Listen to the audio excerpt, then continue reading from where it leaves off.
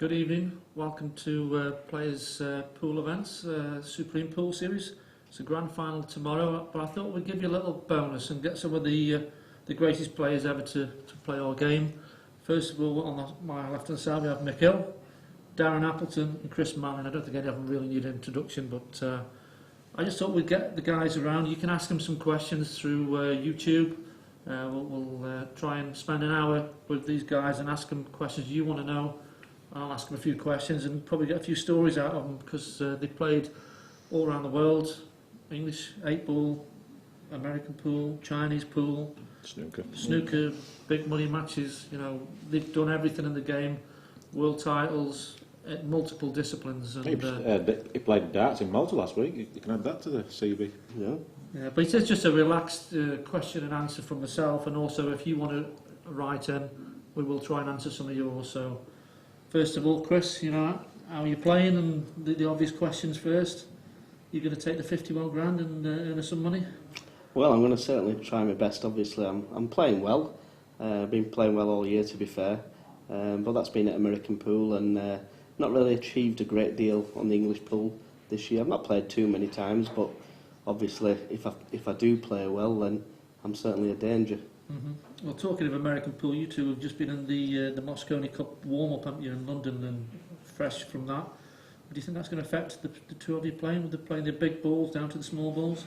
Well, I've just played in the flyer, and I'm thinking I should have played yesterday.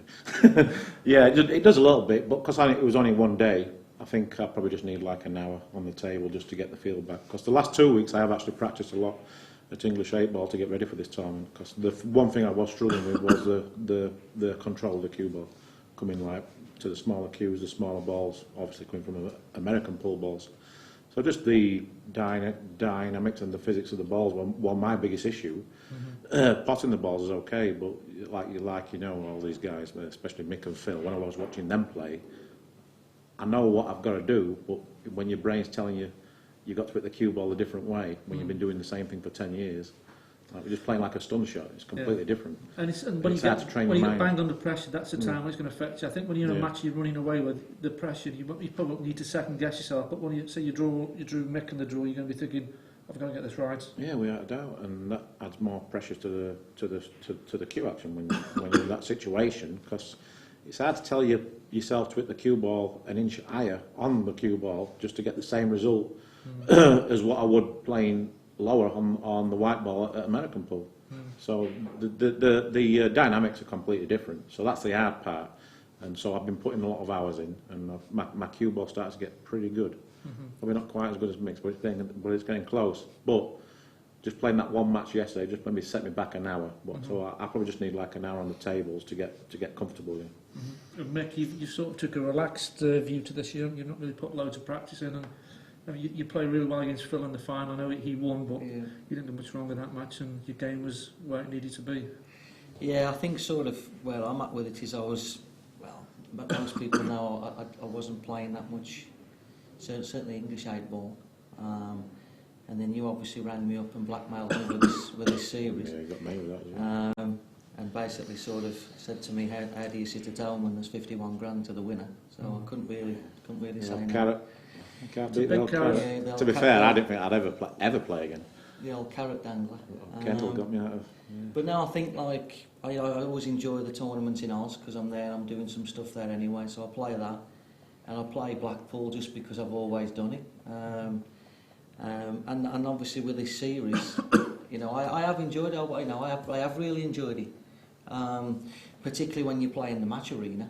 You know, you do feel like there's something going on, and obviously I've had some big matches with Phil, obviously big matches with Mark. Obviously I haven't played these pair yet. I was hoping I'd seen the back of them. And then I found out Daz has started playing 3 hours a day again, so I don't know where he's going with it. But yeah, I suppose what I missed for a long time was I actually missed these lads playing. Because you've all knocked around together. It's like going back in the day when I was living in the Midlands, couldn't drive, you'd be picking me up Junction 10, we'd go to a tournament, you know, you got that going on. Or when I moved to Yorkshire, it was like, I don't know, we'd all travel together, you know. Yeah, Mick didn't drive back then, so we'd go and pick him up, blah, blah, blah, never no sign of any petrol money. So when he started, what he used to say to me is, not for me road tax, not for me petrol. He said it's only a tenner, isn't it? Then like when he started driving, there was no like. I remember him one time he charged us a tenner each. Remember for the petrol. So. Don't forget the wear and tear. And the wear and tear, yeah. So he probably always does. I got you a few KFCs though. Basically, the the rule was whoever did the best in the car got the KFC. Yeah, that's the Forest on the way home. Yeah, you probably ate So with the KFCs. there's plenty of KFCs got bought your way. Well, it wasn't a good thing for Chris, was it? but yeah, so and like I mean, for a long time, I mean, there was no secret to it. I mean, we used to share the money. A little bit like Phil Taylor used to do, Phil Taylor and Dennis Priestley used to do in the darts in the early days. I mean, that's pretty much common knowledge if you follow the darts. And, if we play, if Chris ever turned around and said, well, you're doing a bit of, but you're never going to say no, because obviously that's great. But we went halves, for quite a long time when we played each other. And you felt like, even though you were playing an individual game, there was a little bit of a team thing going on. Yeah. And I personally... Well, I think you and Keith did the same thing. We did, yeah, for many, many years. Yeah. Back in the 80s. I definitely missed it when these lads went to play American pool, and that was why I tried to follow them. It wasn't really for me. I didn't really love it. I'm not saying I'd have got to their level anyway. That's not what I'm saying, but I didn't really love the American pool. You're not going to be good at something you don't really love. And I had 6 months, really just because I wanted to follow them, because I'd been mates with them for so long, and we played together for so long. I mean, it was just weird that they're going one way. There's no guarantees. I mean, if you look at Carl Boys, he wasn't really, no disrespect to him, he wasn't a great 8-ball player. So, but he made himself into a great 9-ball player. So, there's no guarantees. He first made his mark when we all went to Vegas, didn't he? I think you won the Masters. I mean, he's made himself a good career out of American pool, where he didn't at English 8-ball. You know what I mean? So that's fair play to him. So, like I said, there's no guarantees of going there. And I remember that trip as well, because we all walked into was it Riviera that we played the match at? Oh, yeah. I think Shane Van Bonian was on the money table, and there was another money table up there. So we walked in, and they've all thought we were a bunch of muppets. English can't play. So we've gone, oh, go lad, he'll play you. Okay, and they're all running around getting the money. And we were like worried because we didn't know what the situation was. And you ended up playing a guy, I think it was $3,000 wanted. Yeah, Jason Kirkwood. Is that what Jason Kirkwood? Yeah, he's like a famous money player in America. So they've all run around, got the money. We put $3,000 together at like 1 o'clock in the morning, and then I think you was 3-1 down and run the match out. Yeah, something. Run 11 racks in I think. Yeah, I mean, obviously at 8-ball, they had no clue, did they? No, but I think also with that, I think you pioneered it with going to the Philippines, obviously getting your game where it was. And you basically carried everybody along with you, even the guys that was originally playing. I'm sure if you spoke to Darryl Peach or people like that, they'd go, well, yeah, I mean, Darren dragged us to the level, even though he's a great player in his own right. And I think like it put us all on the map, because now now everybody's looking, they're going, well, hang on a minute, he's not going to be coming over here with people that can't play. They must all be up, even if they can't play quite as good, they must all be. Well, I was probably a generation behind that, because I was on the 9-ball circuit when Doug Gordon run it, and I was playing Peachy in the finals. I'd never seen him, he was a snooker player. Then I dropped off the 9-ball circuit, and then he just went on. Yeah, I mean, and he was Darryl had a good period between 2002 to 2007. So when he won the World 9-ball Championship, I mean, that gave us all that extra belief. You know what I mean? Thinking, well, if he can do it, we can do it if we put the work in. And so he has a part as well. So obviously I probably went that step further by being more successful regards winning more tournaments than Darryl. But then that gave all these guys the belief. You know what I mean? Well, the fear factor kicked in. We have this little bit of a sort of a joke about it, like if you watch particularly Tiger at golf, or if Ephraim Reyes, if you talk it, even Ronnie's got it a little bit now, Davey Sadie, you earn your stripes, and the more stripes that you got, the more you get away with, because people miss 1 or 2 balls against you that they wouldn't miss against anybody else. So now, if you're going over there as like a pack, all of a sudden he starts doing well, or Chris is doing well, or whatever, maybe now I'm having somebody miss a ball against me that they wouldn't, because you're running around. And I think the English, particularly, talk about the American pool or the success in the 8-ball, and you've been there yourself, I think like kind of it just got to the stage where we'd earned our stripes, and there was just 1 or 2 misses coming in that weren't really coming before. But you can lose that it doesn't take long if you're not careful for those misses to not be misses anymore. So you've like now I feel a little bit sort of like I don't know, if people really knew that I maybe didn't play quite like I was before, maybe they wouldn't miss the odd ball. You know, so you're hanging on. We're probably hanging on it there a little bit, certainly. But Chris is obviously he's back playing this year, and he's back winning tournaments again. You know, it's like I think there's a little bit of that goes on with it. Yeah, I think we all have those phases where you have your slumps and everything else and what have you. But I mean, going back to that situation there, is that what happened there? Because we come along, me, Cal and Chris really, and then Mick had a stint of it, and Cowboys, me and Chris. So that sort of pushed Darryl and Mark Gray to push their game up, because I don't think they quite believe, especially Mark and Imran, let's say, I don't think they quite believed they could get to that level. So then that raised everyone. And then what happened then is that we were going to these Euro tours, maybe 10 of us, weren't there? And you could guarantee 2 or 3 of us were in the semi-final every Euro tour. And that's not to disclude... Where that never used to happen. You know what I mean? Maybe Darryl would nip in with one, you know what I mean? But so everyone started, it just snowballed. And then you have to obviously include Jason. Yeah, Jason, sure. Because then he's Jason's sort of taken to that next level, doesn't he? Yeah, he's come from that 8-ball background again, and. But he took longer though. It's weird, Jason. Yeah. Jason's a weird one, because to me, he's as good as what he was 7 or 8 years ago, but mentally he's so much better now than what he was 7 or 8 years ago. Probably because he's winning more. And I think also with more mature. Also with Gareth with Chinese 8-ball, I think when you see it's weird because when you first start seeing people have success that was once your rivals, you do sort of think, oh, he's getting some. But then when you actually think about it and you process it and you get that little bit older, you actually want to see the people that you considered to be in that bracket of an era, because it's giving credibility to what you do.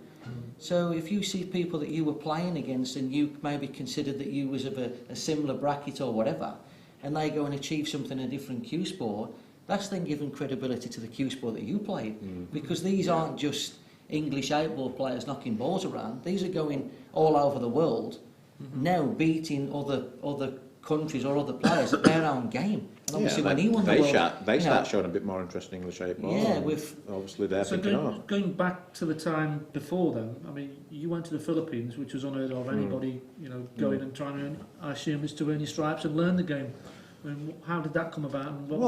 And mainly really, because I knew going into American pool that I had the winner's mentality, but after playing like for 6 months a year, you realise how tough the game is. Obviously it's easy going to 9-ball, because you watch it on TV and it looks easy. There's no doubt about that. But when you're actually out there and you're playing, you realise the different skills and the elements to the game you've got to master. So with me, I thought, well, I want to fast track that. I'm like 31, 32 years old at the time, so I'm thinking I don't want to be taking 2 or 3 years to try and get to a level where I can compete. So I thought I'll try and fast track it by going to the Philippines, playing all the best players in the world, because that's where the best players in the world are. So were you playing like Efren? Yeah, so I was playing money matches. I play Efren cheap, just for the experience and bust a manti, but then I play big money games against people that I knew I had a chance of beating. You know what I mean? So I was playing like some 8-ball matches just to build up the nest. And then I'd take a risk playing 10-ball against someone like Warren Kayamko or like a Corteza. But then it's a free roll, because I've already had their money off from my 8-ball on American 8-ball table. But they're thinking at that time, oh, who's this guy? You know what I mean? Surely we've got to beat him. But they didn't realise I was an English 8-ball player. You know what I mean? So I was like stealing really, playing American 8-ball. So then I just learned just by taking the gamble, playing them 9-ball and 10-ball, because their kicking and safety and their percentage play is unbelievable. So when I come back from the Philippines after 6 months, let's say, I go to America. I was beating all them for money, and then I got to 2008. I thought, right, this is a time where I can start playing tournaments and put it into play, and that's what happened. And then everything just happened very quickly. It's only like recently where I look back, I think, oh, it's pretty amazing, really. But when you're doing it and you're involved in it and you're nicking these titles, you don't really get, like Mick says, you don't get a chance to sit back and appreciate it, and because you just want to get on with the next tournament, because they're coming around very quickly all the time. So you don't have a lot of time to get disappointed also in American pool. Where at English pool, I had my moments where my temperament would go and I'd blow up, you know what I mean? But that was more because I maybe put too much effort into one tournament or this tournament. So if I didn't get the results, it sort of crucified me for 2 or 3 weeks. where we American pool, I always knew I had maybe 10 or 15 tournaments a year where the rewards were really big. You know what I mean? So I didn't have a lot of time to get upset about it, but also the luck factor in the game. When I first started playing, you go crazy with the luck in the game, you know what I mean? But after a while, you learn off the Filipinos because they're so cool and calm. So your temperament gets better. And it's like I was saying with Jason. I think Jason struggled the first 4 or 5 years, didn't he, really? Because his temperament, he was so temperamental. But eventually, he got it, you know what I mean? He started, it's just part of the game. So you just put the work in, and it's just sort of about putting the work in and learning and studying off the best players. Like when I was younger, you was one of my favourite players. I know it's very hard for me to say that because you're sat here, but you was one of my favourite players because you did everything clinically, you know what I mean, like Brewer. And so I learn and watch and learn. That's important. So it's great when I see Jason doing well. People think, oh, he's taking our titles, whatever. But I'm happy he's doing it because I like to think that he's probably learned something from us. You know what I mean? Well, Chris, you've done it the other way around. That you sort of fluctuate between snooker or 9-ball, 8-ball. You've never really gone solely on one. You've always sort of like pick a mix sort of thing. Yeah, I think I've been quite fortunate because ever since being a young kid, 9 years old, playing snooker, playing English 8-ball, playing American pool, I fluctuated, but I was always using the same cue, so it didn't really affect me that much. But obviously then, when you grow up a little bit, and it's common knowledge I had my cue stole, and it affected me for quite a while. I ended up getting to the final of the World 8-ball Championships, where I lost to Gareth in the final, and I actually felt like I played 20% of how I could play. But for me, obviously growing up, I couldn't have had 2 better players to play against. Obviously I had Mick and Darren. We used to go basically live at Darren's house, you know, for weeks on end. His mum and dad looking after us, and you know, they treat us like their own children. And it was unbelievable, really, because we wouldn't play each other for big money. It was like 10, 20 quids. But I think that put us on the map, do you know what I mean? Obviously, I think with you, it's more of a case like when me and Mick played, it's like we wanted to win just as much, whether it was a flyer or a UK tour or a TV event. Where Mellin, he was easy to beat in the flyers and the UK tour events, but when he got on the TV stage, he's like a different player, you know what I mean?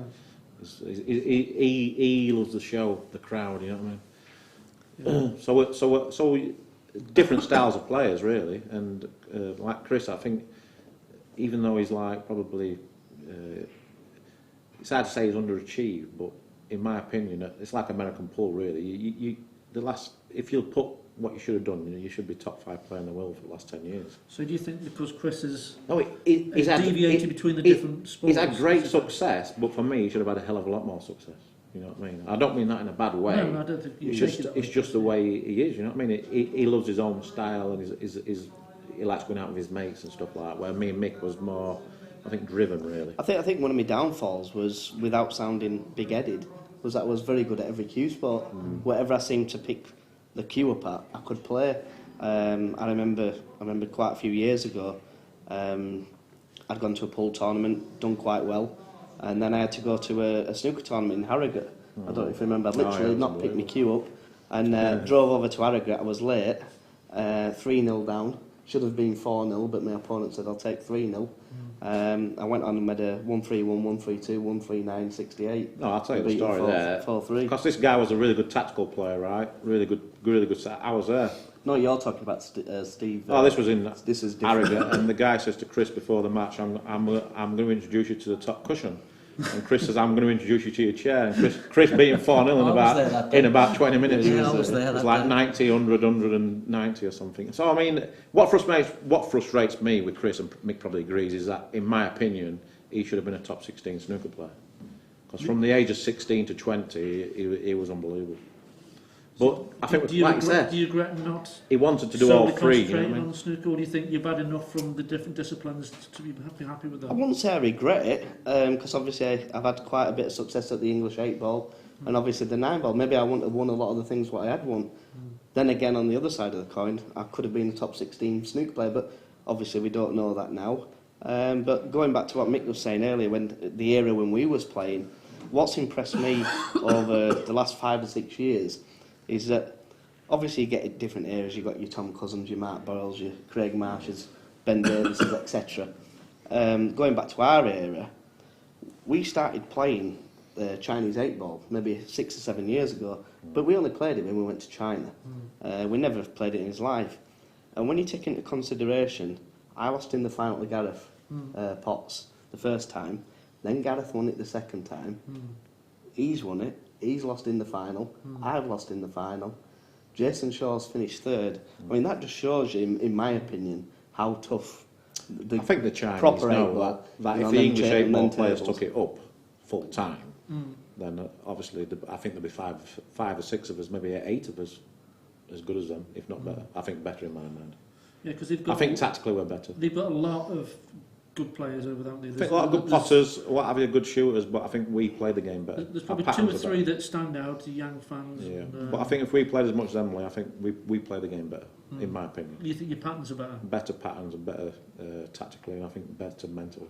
Yeah, they know how the tables play, how to bank a ball, how to double a ball. But they take advantage of our little negativity, because we're second guessing a little bit, so we get a bit. Plus, you're always having to go over there. Yeah, going over there. You know, it's not Like the- them guys didn't do good last week coming over here, did they? You know, it's not the In the easiest. UK Open. It's not the easy. Well, you know, you've been. It's not the easiest place to go. So really, you're supposed to be going there maybe 5 to 7 days before the event, because to get over the jet lag and it actually hit some balls.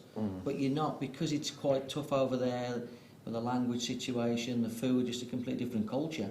You find yourself rocking in there a couple of days before, and you're not really ready. And they're like playing every single weekend, not just like these ones. There's something going on all the time. They are full-time professional Chinese able players, And they're playing for good money all the time. and they're aren't playing they? for good money all the time. You know, That's- we're really just sort of dipping in and out to a degree. And obviously Gareth's completely different, but you know that's you'd have to ask him. But I certainly think you know, where I'm not necessarily saying I don't know where pool's supposed to be, etc., etc. But as I said, because you know these lads go and travel around and compete in other cue sports to a really high level, it does sort of give some credibility to the 8-ball that we play, because it just shows that we're not just hitting balls around. But the point that was really good before, where Darren said watching you, I think for the youngsters out there now, you've got such a massive advantage with all the internet and YouTube and all that to watch players and see which way you know, etc. You never had that in our day. In our day, it was like, you know, you're at the UK tour. Oh, Kendall's over there, Brewer's over there, Appleton's over there. Oh, I'll go and get a drink and I'll sit down and watch them play. Or you used to get the old VHS cassette recorders of the World Championships. You'd have a couple of matches on there, you know, and like you'd watch a bit of that, but nowhere near like now, where you can actually say, look, why don't you just go on YouTube and watch that person? So you can watch the whole match, whereas you watch on the Yeah. you'd watch the World Championships on a DVD or on telly. You 1-0 up, next minute you 4-1 down. Yeah. Well, I stopped playing 12 years ago. I only can find 2 matches from the old days of me playing, so that's how tough it was back then. But now, obviously, they've got access to everything. It's massive. And plus you've got the coaching videos online and you know everything else. Yeah, I mean, back in them days, you had to. Plus you've got a lot more usually, tournaments. unless it was a special case, it'd take 2 or 3 years to get to be able to start challenging the top boys. Where now, even in 9-ball, they're straight there, bang. Like Clenty catching 9-ball. He's like 19 years old. He's world number 1.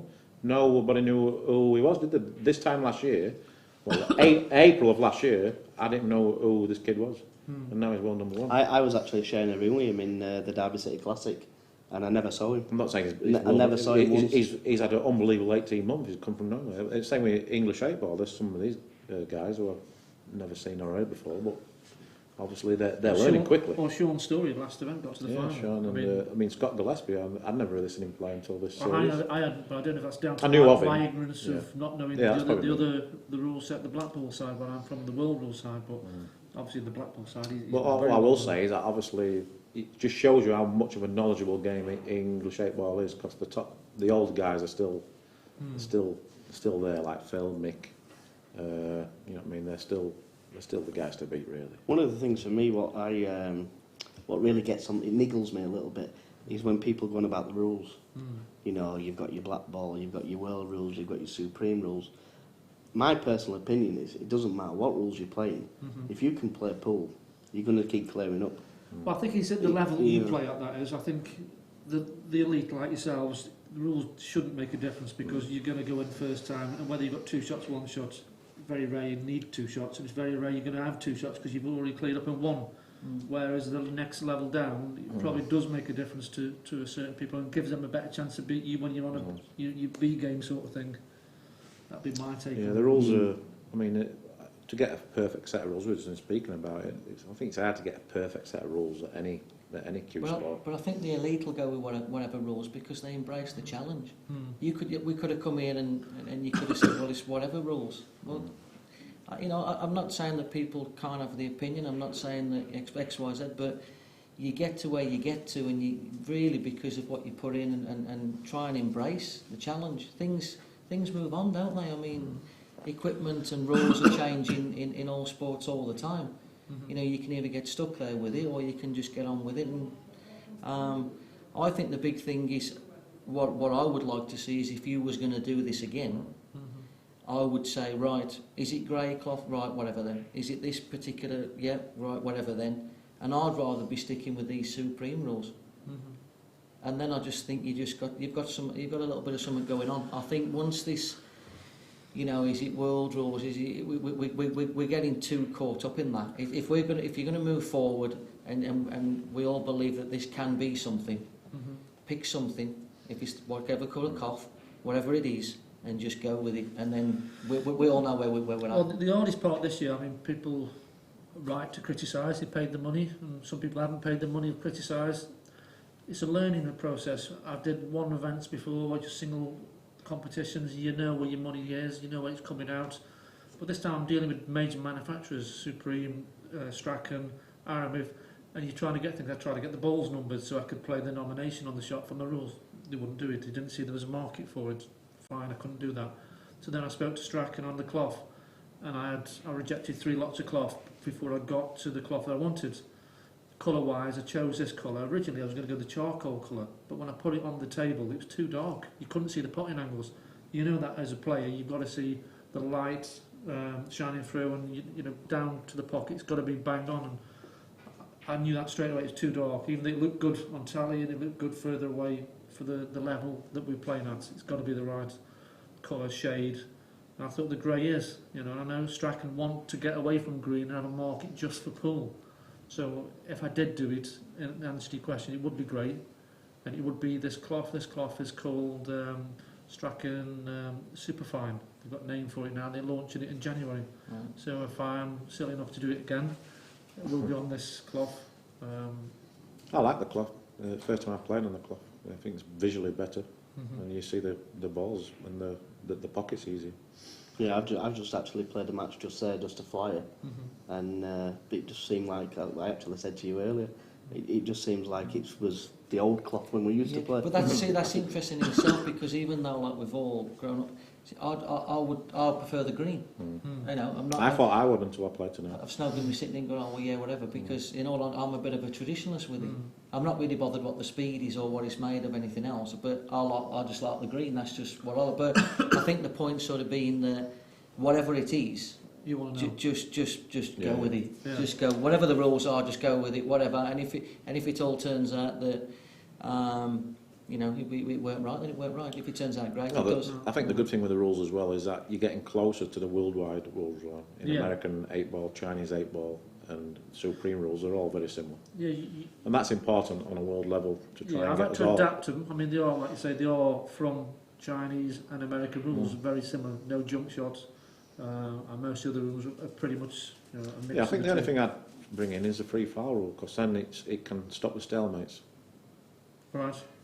And there can be a skill then to playing a deliberate foul, but you're running the risk of getting a big punishment with a free foul rule. But you can just keep the game flowing a little bit more. I think that might have been just a step too far at the minute. Yeah. I mean, It's something to look at. I'm not saying it's essential, but it's definitely something to look at. Well, But you'll see this week. The big I think thing there'll be a is- few situations where you think, oh, maybe we could just tweak this. The big thing is pool players don't like change. And we've been there. You know, we've gone to Tom. Well, why is that going on? Why is that going on? Not really quite understanding the reasons for it, because it was never explained, and maybe it didn't have to be explained to us. But that was where all the commotion was. But I mean, I've played this game now for the last 25 years, and I've played with 3 or 4 different cue balls, on 3 or 4 different coloured cloths, on different table manufacturers. And we ask ourselves, well, why is nothing going on here? Now, when Chris was on the snooker tour, he knows what cloth he's on, what balls he's on, what table he's going to be on every time he plays. But it does change in the snooker because he played with a Rasson table and he had the star table, so it does Yeah, happen in snooker but I as mean, well. that's happened once in it. Yeah. But it's not. But that weren't even a world ranking WPBS event, was it? No, yeah. Champion of champions. Well, yeah, it was like that's like a matchroom event, if you like. I mean, American pool are changing the equipment all the time. You just don't know where you are.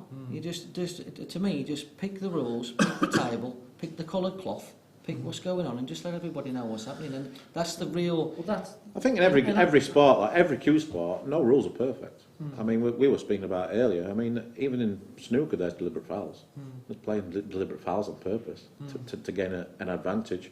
And American pool's the same. There's deliberate fouls. Well, there can be a skill to it. You know what I mean?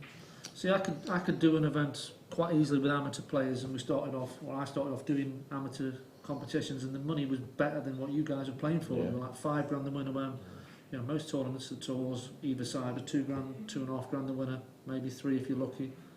But it just didn't sit right that you guys, the cream of the crop, are not getting that part of the money. And I think for me to have a niche in the market, to get all the best players together, is what I needed to do, was bring both together. Then I can go to a sponsor and say, I've got the best players here, they want to play. If I do that with the amateurs, they're going to say, well, yeah, well, you're an association. Yeah. Whether you be EPA, Black Ball, or you got no. But the other thing as well is, it's like it's who's made these rules up? Like I said, what we've played for, you've played a lot longer. But the fact matter is, we've played with different balls, different cloths, different all this caper. It's gone on and on and on. And I've always liked to know who was the people that sat around the table. I know the answer to that, but what I'm saying is, what was the standing? It's like Darren, like we were talking about it earlier, and I won't go on names on record, but an individual rang me within the Q sport world, and we're talking about, do you think Chinese 8-ball rules would work on a Supreme pool table? Now my answer to that was, I'd like to get 5 or 6 like-minded people to sit round a table who I respect and who've achieved things and know what's going on. I'd like to handpick the 5 or 6 and let's thrash it out. Let's have these different scenarios where, well, yeah, but that's not going to work.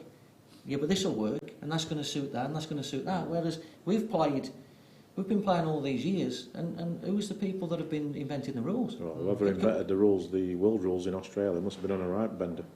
I'm just. It's unbelievable. Who's been in, and like. Well, the world rules were Australian rules, but you have to cushion, don't you? No, but they took a lot to learn. They did. I just feel like you can't understand it. If you were Joe Bloggs coming in to try and learn world rules, Unbelievable. people have always said, Even black ball, there's big flaws in them also. Why can't people be like darts? Why can't pool be like darts? Well, darts is just, it's simple. It's simple. It's 501, and you finish on one of those numbers on the outside. It's just. Yeah, I it's agree. So, I it's think so these basic. supreme rules are the most simplest rules. It's like. Well, that's what I try to do, because there was a question: as if you were total snookered, should there still be a total snooker? Because you come out, you can't drop behind the ball. Yeah. And I said no. I want to get the referee out the match. I don't want a ball on the table where you're looking at it and just wasting time. You've got it to cushion like you would at 9-ball. And that was a theory on that. Just strip out all the total snookers, foul snookers, free balls. Well, the two craziest things I hear, obviously we've got the two craziest things is, one, how can you play something and get any credibility where you can miss a ball and carry on, which is the 2 shots saga, but because of the nature of the rules, you have to have 2 shots carry, because the deliberate foul, right? The push shot is another one, but again, world rules, you have to have it, because somebody can deliberate foul and shove it up the corner. You've got nowhere to go. But the one that really fascinates me is when they go, the skill shot should be called. And I go, no, it shouldn't. They go, well, what's the skill in it? That's not the point. It should never have been called a skill shot in the first place. That's where the issue lies. Why is it a skill shot? Call it a combination shot. Call it, if you call it whatever you like. But because somebody decided that they're going to call and use the word skill, now there's this big song and dance about it should be nominated. No, just don't call it that in the first place. What are you talking about? American pool, you can pot your ball and their ball in the same shot. There's no skill shot saga and it has to be nominated. That's where that's got totally misunderstood. Well, they used to, didn't they? There was a section of the American rules where you'd call every shot. That was at 8 ball. Yeah. But you're only calling your It's own called ball. shot, but you don't have to call it. You're only, obvious. what I'm saying is you're only calling your own ball. You're not calling what happens to In the other old players. days, when they played straight ball, you had to call every shot the number of the ball. Well, Chinese used to have to call if you flicked it off a ball. If you flicked off a ball, Oh, yeah, there was. Yeah, The early lost a days turn. was very, very picky. yeah, Daz knows about Any that. sort of carom or flick or whatever, you had to call the shot, even though it was obvious. Do you remember playing the shot in China when you cut the Yes, eight? never An forget that one. absolutely unbelievable 8-ball cut at Hill. And he potted it in the corner, and he'd actually called the shot, but the referee didn't hear him. And it was a ridiculous shot, and he ended up losing the match. Because the referee didn't hear him. The other guy, do you remember the opponent started jumping and dancing around? Was that Yubo? Was that who it was? No, it weren't him. Well, one of them. No, I just remember him jumping around and then coming to you in the hotel the next day for a picture. Oh, After you've just lost the plot Yeah, in come and got a the picture. interview room. Yeah, Darren, unbelievable. can I have a picture, please? Okay, well, I have a couple of questions. Troy's asked, what's your favourite Q sport discipline? Snooker, black ball, Chinese 8 ball, American pool, excluding the prize funds. He's missed out world rules there, but that's his choice. To you first, Chris. My favourite would be Chinese 8-ball, simply because there's that many different forms of 8-ball, that there's that many good players, but you put all them good players on a Chinese 8-ball table, you're going to get the cream of the crop that do well, and that's been proven. We can all pop balls down the cushion, you know, at 100 mile an hour. You can't do it on a Chinese 8-ball table. No, it's a lot harder, and you know, Your- when you've got easy your finishes patterns and have to be easy so finishes, good. Your patterns have got to be unbelievably good at Chinese 8-ball. And if they're not, you get caught out. Okay, Darren. Yeah, I mean, Chinese 8-ball's a great game, but for me, I mean, my personal favourite game would be one pocket playing American pool. Do you want to explain what that is? Well, just because it's a very tactical, creative, very little look in the game, and there's so many different tactics and thinking, imagination, creativity. If you give us a basic guide to what that is. Well, basically, you rack all 15 balls up, and then I break from the right hand side. So if I'm breaking from the right hand side, my pocket would be the bottom left, and my opponent's would be the bottom right, and I've got to put 8 Is that balls. set before you? And I've got to put the eight of the 15 balls in the bottom left hand pocket, and my opponent's going to put the 8 in the other. So obviously, you play like a safety break. You're trying to leave the white ball after the break on the right hand side of the table, because I'm the left pocket, and so then it becomes like a great tactical battle. So there's a lot of banking, kicking at balls, shot making, a lot of thinking ahead. So with someone like you'd love it. I'd love to have a game of it, but Yeah. And you learn so much. And then when you're always going to get your opportunity at the table. You know what I mean? Every game, like snooker, you get a shot every game. So just more skill. Yeah, I probably wouldn't disagree with Darren. And then I suppose, you know, from if it was a pool game that you were asking, then I would probably go with one pocket. But as a cue sport, it's snooker for me. I just think it's like it feels like there's a you know, as good as Chris was at snooker, there's no cutting corners. You've got to put the hours in. Anything's missable. I can't, you know, imagine 17 all at the Crucible. You know, when Envy's playing Jimmy White or something like that, and you know, Jimmy's missed the black off the spot. Well, Jimmy White was an amazing player. I mean, so much occurred for that to happen. I mean, I just feel like where the snooker's concerned, there's a real. You've got to do it. Do you know what I mean? Sometimes with pool games, the game can help you. You know, if you're struggling a little bit, well, you might get an easy break where you probably can't really miss, or something might happen, or a couple of dry breaks. Well, why? You know, I played Mark in the last one, and you know it was 10-7, and he had a couple of dry breaks. Well, why? Do you know what I mean? He didn't do anything wrong. He just broke the balls and didn't get one. I just feel like with snooker, because that break-off shot, a little bit like with one pocket, it just promotes the game. In snooker, the break-off shot just gets the game started. In pool, the break-off shot is the biggest you're going to hit. Well, really, you know. So I would go with snooker as my. Yeah, I mean, as a viewer, I mean, I'd rather watch snooker than one pocket, but playing the game. Yeah, as a connoisseur, you'd sooner do that. Okay, question from Aaron. Will any of you ever play a money match again? I think probably the better way upon it, would you ever play a big money match? Because you'd play somebody for a small amount, but I think, would you put your reputation on the line at this stage in your career to Can play? I answer that firstly? Of course can you. I would say that of the three of us, the one that would be likely to play a big money match would probably be Darren. Because I think it's more your thing, isn't it? You if you're ever going to get back into playing what we call English pool, I mean, it's a bit wrong to say that, but if you're ever going to get back into it, a carrot of a big money match is probably going to get you on the table. Yeah. Whereas I feel like somebody could come in and offer me a big money match, and I wouldn't be doing the backers, fairness, because I just know I ain't really going to be putting loads of hours in that I would need to. The idea of, particularly if it was him doing it, or when he was in his prime, or even Chris, or even Gareth, or people like that, the amount of time that you'd have to put in, because they're going to do it, and you know how good that they can play, you'd almost have to be going through that much torture to rock up and even stand a chance of winning. Because Chris would be more in my mode, where we're sort of just a bit more thinking, well, yeah, we're talented Kiwis, we'll just sort of we can wing this a little bit, and we do to a degree. I mean, I certainly get to a point. No, we are, whereas, I have to work harder than these two to get to that level. You know what I mean? I'm not as naturally talented as Chris and Mick when it comes to pool. Maybe mentally, I have maybe something there. So that put me on a maybe your strength. You've always had the great mental bottle, side. A great bottle. yeah. And, we always said if you'd put somebody in the last frame, it'd probably be Darren, because he'll give you 110%, and he ain't going to twitch.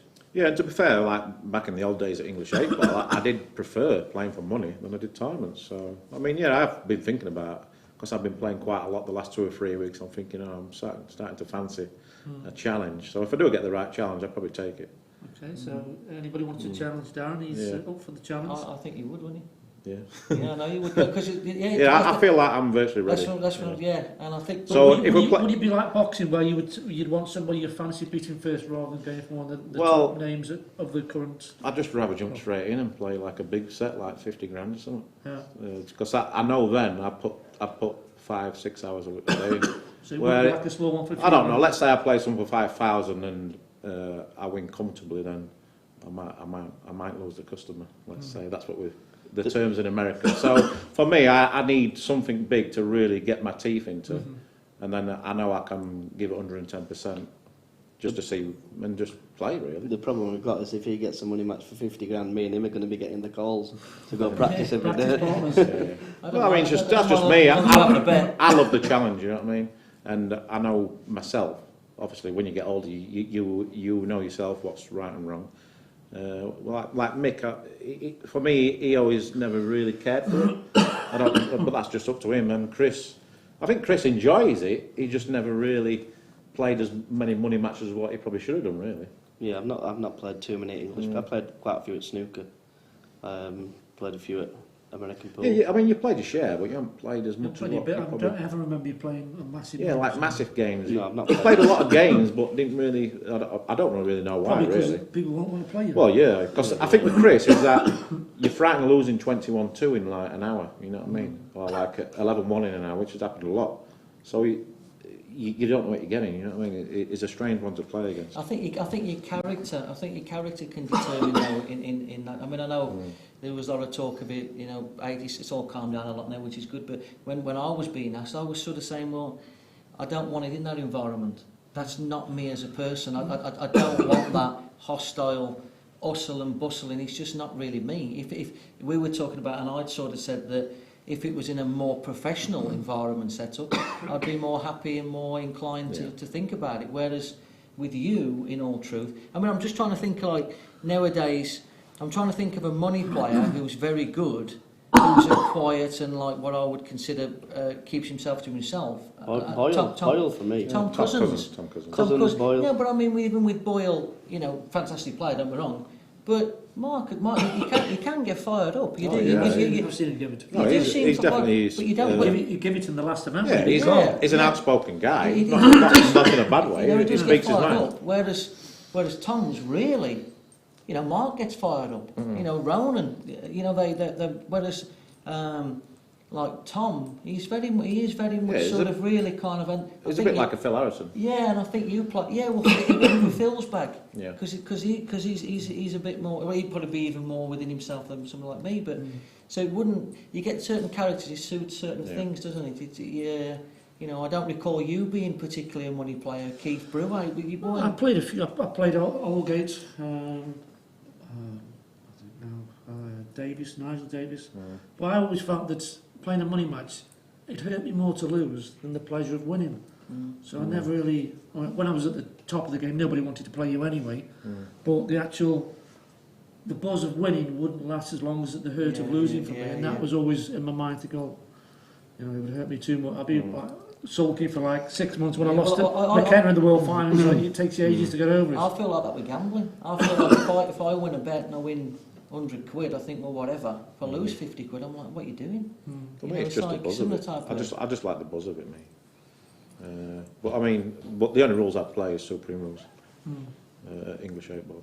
Out the 3 rules, they're by far the best rules I've played anyway. That's good to hear because it's just saying might the way keep it you is. next year. Because the other rules, it's just world rules gives me a headache, and then black ball, there's too many flaws. Like I can't believe that you can break off, make the black and the cue ball in the same shot, and you get to re-rack, and that guy break again, and playing a red onto the yellow after the break or vice versa. It's just, to me, just too easy. It's just not right. Well, I think that they've tried to do the rules because you can pop the black with like a red and yellow on, can't you? And still with the throw. I've never agreed to that because same as Mick would say, going back to the traditional side of it, from the background I came from, you couldn't do that. Yeah, I'd have stipulations. I'd like a 3 foul rule, Supreme rules, and maybe the head ball on the break shot. And what's it called? What was the other one? Maybe call shot, but that's not essential.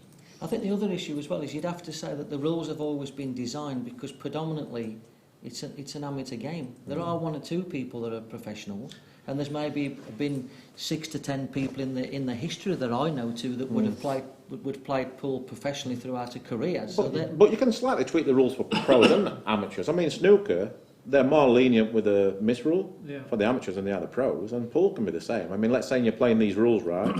For the amateurs, you can just play without the call shot or the 3 foul rule, you know what I mean, or something like that. And for the pros, so if I'm going to play a top player at this game, I want the game to be as tough as possible, so that both players can show their skills. You know what I mean? That's what I'm saying. And see who is the best player in that particular. The rules match, have always been really amateurish. Whether it's 2 shots, you don't want to get beat by the odd roll in and lucky on the break. And you know what I mean, I want to earn the rack. You know what I mean? I don't want to be like just getting lucky and having the easy layouts. I want it to be work for you. You know what I mean? And the best player come out on top. And Chris, same question to you. Would you play another big money match? It depends really. I mean, I've actually been challenged a few times, or been asked to play, should I say. And my answer to that is why would I play a money match where I could get beat and my reputation be on the line for 1 match? I've got my reputation over 20 years. Yes, that's understandable. So for me, I'm not really into the money matches. I'm more a tournament player. Obviously, I can play the money matches. Do you think that's why you've never really gone down that route? Well, the problem with money matches, a lot of people don't put their own money up. That's the problem. So where these money matches come from are lads who don't have a bean. Or a mate who's got loads of money. Or a mate who's got loads of money. I'm not going to mention names, but certain players play a lot of money matches. They haven't got a carrot, and they're on a free roll. If they play for 20 grand and they win, they get 4 grand. They're on a free roll in the early days, but if they keep losing, they're going to lose it. So there's some pressure to win because you want to keep that arse, you know what I mean? Of course you do, yeah. But yeah, you're right. The other side of that as well is, which we've not really touched upon, is, and I don't mind admitting it, I'm not as good as I once was. I'm not quite the player that I once used to be. So you're asking somebody to play somebody that's not in their prime. There was no, with all due respect, and there was no phone calls 10 years ago, 12 years ago, when you're practicing all the time and you're flying. I think that's absolutely bang on. Where it's like basically somebody like Anthony Joshua calling out, I don't know, Lennox Lewis. I mean, I know it's a bit difficult because Lennox has retired, but he's retired from a UK 8-ball pool. That's what I was going to say. That's why I respect Darren, because he didn't need to put his reputation on the line to come on this tournament, and he's not playing English Well, A none pool. of us did. He hadn't even been playing American pool for the last Exactly. 9 months, and Maybe for him to 18 support the series, Well, I regard Mick, he's saying he's not as good as... He's obviously... He's not as sharp as what he used to be, because he's not playing as much, but if he was, I think it'd be as better. Because this game's all knowledge, I think. Knowledge and feel. Well, let's bring Chris into the equation then. Now, I don't know how good you was when we were playing all the time. You come down to my house every weekend practicing. You know what I mean? We were playing all the time. You're playing American pool, you're playing... And I know, and I'll stick up it on this, I know there's people that have called you out for a game, and 15 years ago they wouldn't have gone within 500 metres of you.